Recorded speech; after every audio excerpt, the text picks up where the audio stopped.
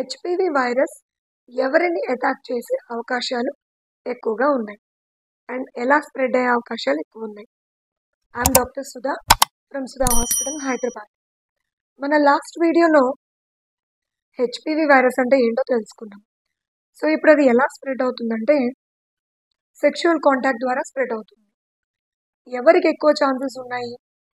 ఎవరికైతే ఎర్లీ ఏజ్లో టీనేజ్లోనే మ్యారేజ్ అవుతుంది, ఎవరైతే first time sexual contact early young ఏజ్లోనే ఎక్స్పోజ్ అవుతున్నారు, అండ్ ఎవరికి మల్టిపుల్ సెక్షువల్ పార్ట్నర్స్ ఉంటారో, అండ్ ఎవరికైతే బాడీ రెసిస్టెన్స్ పవర్ తక్కువగా ఉంటుందో, అండ్ ఎవరికైతే పువర్ హైజీన్ అంటే ఈ ప్రైవేట్ పార్ట్స్ దగ్గర కానీ అక్కడ ప్యాడ్స్ యూజ్ చేయడం కానీ హైజీన్ ఎవరైతే ప్రాపర్గా మెయింటైన్ చేయట్లేదో ఇటువంటి వారికి ఎక్కువగా వచ్చే ఛాన్సెస్ ఉంటాయి. అండ్ ఆల్సో ఈ హెచ్పివి మనకి స్ప్రెడ్ అవ్వకుండా కాండోమ్స్ని తప్పకుండా యూజ్ చేయొచ్చు.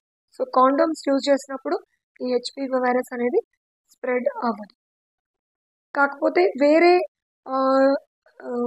రూట్స్ ఆఫ్ కాంట్రసెప్షన్స్ అవి వాడే వాళ్ళకి ఇది స్ప్రెడ్ అయ్యే ఛాన్సెస్ ఎక్కువగా ఉంటాయి.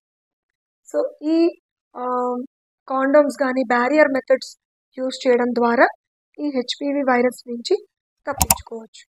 Thank you.